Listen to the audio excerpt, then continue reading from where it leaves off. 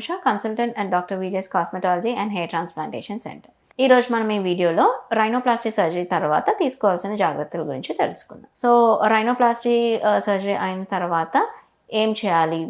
జనరల్గా మనకి ఒక ప్లాస్టర్ వేసి ఒక స్ప్లింట్ అనేది పెడతారు సపోర్ట్ కోసం. సో ఇనీషియల్ ఫ్యూ డేస్ మనకి ఫేషియల్ పఫీనెస్ ఉంటుంది, కళ్ళ చుట్టూ వాపు ఉంటుంది, కొన్ని బ్రూజెస్ ఉంటాయి. దానికోసం ఏం టెన్షన్ పడక్కర్లేదు.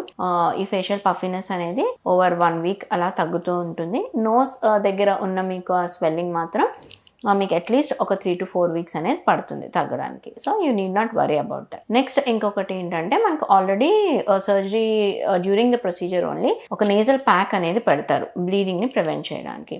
సో అది మీకు 3 or 4 days తర్వాత రిమూవ్ చేస్తారు. ఆ ప్యాక్ రిమూవ్ చేసిన తర్వాత మీరు చేయకూడని పనులు ఏంటంటే ఎక్కువగా చీదడం, గట్టిగా బ్లో చేయడం వంటి పనులు చేయకూడదు. ఎందుకు అంటే మీరు ఎక్కువగా అలా స్నీజింగ్ కానీ బ్లోయింగ్ కానీ చేసినట్టయితే ఇంకా లోపల హీల్ అవుతూ ఉంటుంది కాబట్టి సడన్గా బ్లీడింగ్ అయ్యి ఎక్సెసివ్ బ్లీడింగ్ అయ్యే ఛాన్సెస్ అనేవి ఉంటాయి. నెక్స్ట్ ఇంకా అవాయిడ్ చేయాల్సినవి ఏంటి అని అంటే ఎక్సెసివ్ స్పైసీ ఫుడ్ అనేది అవాయిడ్ చేయాలి. Because again it leads to running of the nose, మళ్ళీ ఇన్ఫెక్షన్ అనేది కూడా అవ్వచ్చు, బ్లాకేజ్ అనేది కూడా అవ్వచ్చు. సో ఎక్సెసివ్ స్పైసీ ఫుడ్ అనేది తినకూడదు. అట్లీస్ట్ ఒక 1 వీక్ వరకు రెస్ట్లో ఉండి ఆ తర్వాతే మీ వర్క్కి వెళ్ళడం బెటర్. నెక్స్ట్ కొంచెం స్ట్రెనియస్ యాక్టివిటీస్, కొంచెం స్పోర్ట్స్, గేమ్స్ అలాంటివి ఏదైనా ఇంజరీ అయ్యే ఛాన్సెస్ ఎక్కువగా ఉండే యాక్టివిటీస్కి కొంచెం దూరంగా ఉంటే మంచిది. ఓకే, ఇప్పుడు డోంట్స్ చూసాం.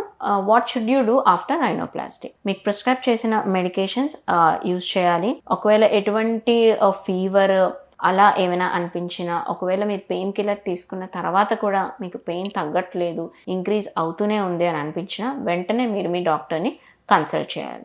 పడుకున్నప్పుడు ఎప్పుడు తలని కొంచెం ఎత్తులోనే పెట్టి పడుకోవాలి. బాడీని ఎప్పుడు హైడ్రేటెడ్గా ఉంచుకోవాలి. సో ప్రాపర్గా వాటర్ అది at least 4 liters of water per day అనేది మీరు తీసుకోవాలి. ఎటువంటి ఇబ్బంది ఉన్నా, ఎటువంటి బ్లాకేజ్లా అనిపించినా ఇమీడియట్గా మీరు వచ్చి మీ డాక్టర్ని కన్సల్ట్ అవ్వాలి. సో ఇటువంటి ప్రికాషన్స్ అన్నీ ఫాలో అవుతూ ఉంటే మీ పోస్ట్ ఆప్ రికవరీ అనేది కూడా మీకు మంచిగా అయ్యి మీకు డిజైర్డ్ రిజల్ట్ అనేది కనిపిస్తుంది. Do like and share this information. Thank you.